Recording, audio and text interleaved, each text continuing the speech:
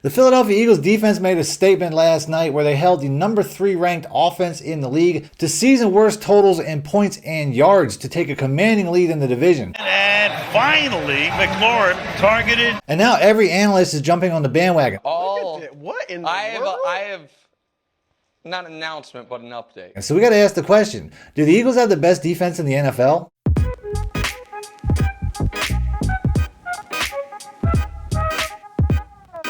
Hey, what's going on? I'm Kevin Woodman. Welcome back to the Kevin Woodman Show. In today's video, I'm going to be going over the performance by the Philadelphia Eagles defense last night and pretty much all year as they've really come into their own and look like they might be the best defense in the entire league.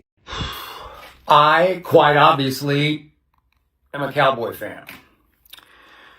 Since I was 10 years old, I hated the Philadelphia Eagles, still do.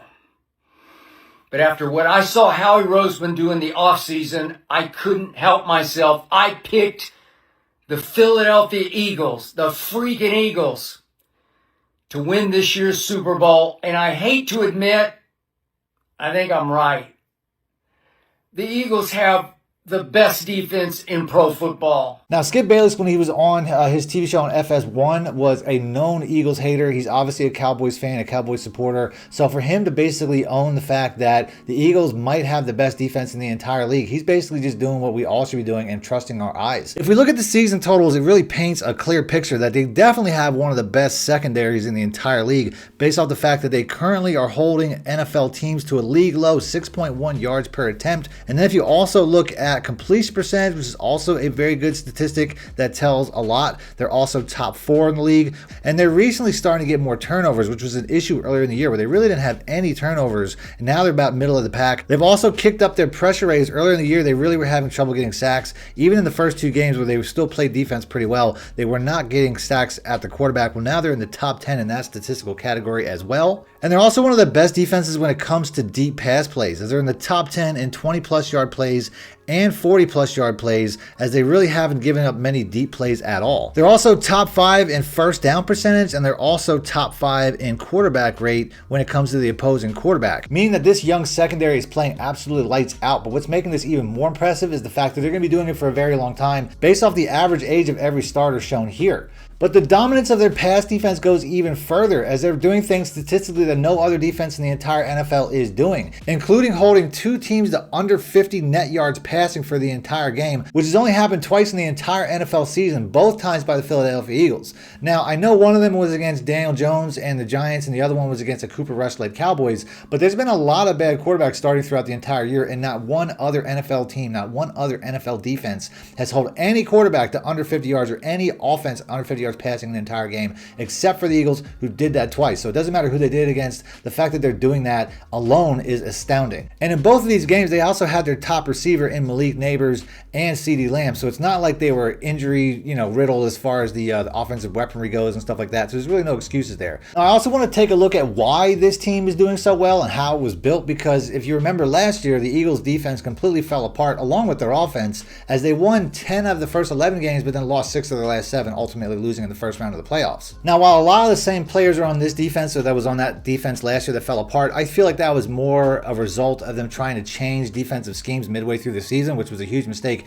And if you look at the way the defense fell apart last year, it was a complete disaster when it came to coaching. They brought on Sean Desai, who was not their number 1 choice, but they were kind of stuck with him because of a situation they were put in by Jonathon Gannon, who sprung at the last minute to take the head coaching job at the Cardinals, even after he told the front office that they were going to come back, that he was going to come back for another year. Be your last one here, because you might get the call. No, Philly's keeping me. We're good, bad, or indifferent. I'm staying here. Then after verbally and publicly committing to come back to the Eagles, he changed his mind, and the NFL eventually had to investigate why this happened, ultimately resulting in the Arizona Cardinals having to do a pick swap with the Philadelphia Eagles to settle the situation. And it was way too late in the hiring process to get any top-notch coordinators. Vic Fangio, which is the guy that they would have wanted to sign on to be the replacement defensive coordinator, had already signed with the Dolphins, but that would have been their first choice. There's a long connection between Vic Fangio and the Eagles. He has family in the area, which is one of the reasons he wanted to come here. I think the reason he got out of his contract with the Dolphins is he said that, look, let me go home or I'm just going to retire so I can go spend time with my family. He also helped the Eagles prepare for the Super Bowl against the Chiefs.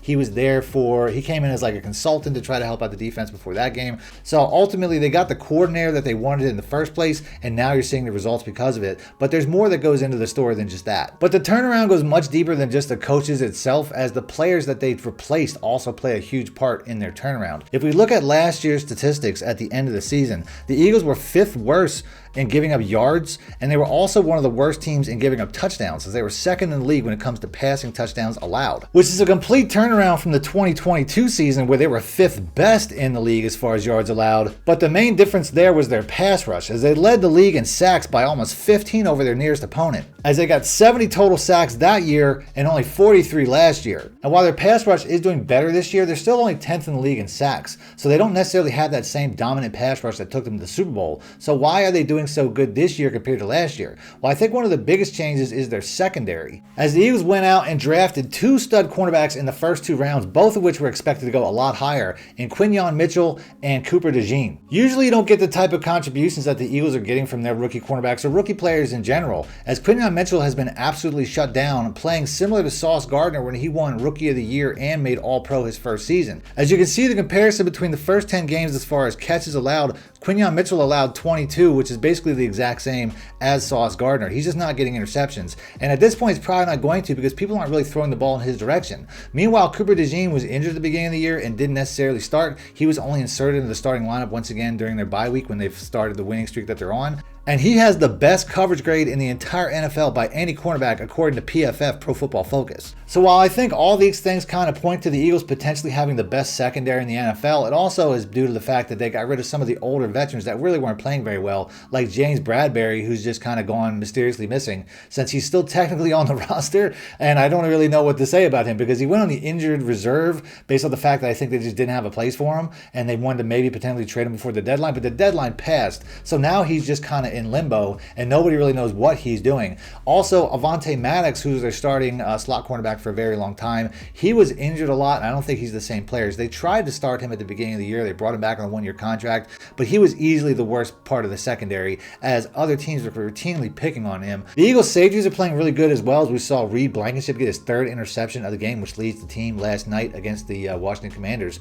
But it's more to a coverage unit than just them, as we're also seeing the emergence of 2 young star linebackers in Nakobe Dean and Zach Baun. Zach Baun, who won NFC Defensive Player of the Week just last week and has been the #1 rated linebacker by PFF over the last 3 weeks. He's basically risen to the point where if he doesn't make at least a Pro Bowl this year, that there's really no reason to even have a Pro Bowl, as he's been playing at an All-Pro level, as only Fred Warner has been rated higher throughout the season. Now, as far as Nakobe Dean's concerned, he's definitely playing better each and every week. He had a game-sealing interception against the Jacksonville Jaguars, and he's just been playing better every week. I mean, there's really nothing else to say about it. He's one of the Georgia Bulldogs that came onto this roster and really changed the team. If you guys don't know, one of the main reasons that this team is playing defense so well is because the Eagles essentially tried to draft the entire Georgia Bulldogs defense that a lot of people thought was the best defense in college football history. They basically drafted as many players from that defense as they could and brought them to the NFL to try to recreate that defense. Well, it looks like it's working, as they're getting meaningful contributions from just about every single player that they drafted from that team,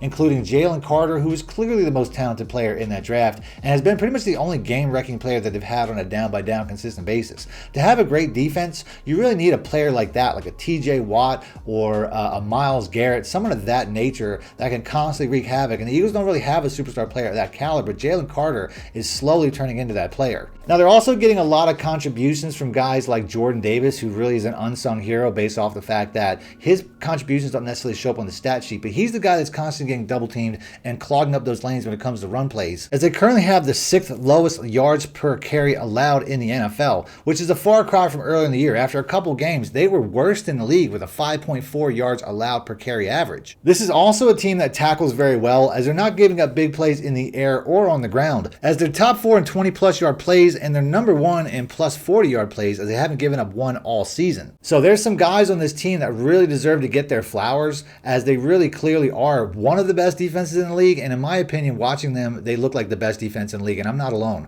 So I'm going to go ahead and end the video there. If you guys want to see any other previous videos I made, I'll have them popping up on screen. Some NFL videos I recently made, so just check that out. And other than that, thanks for watching.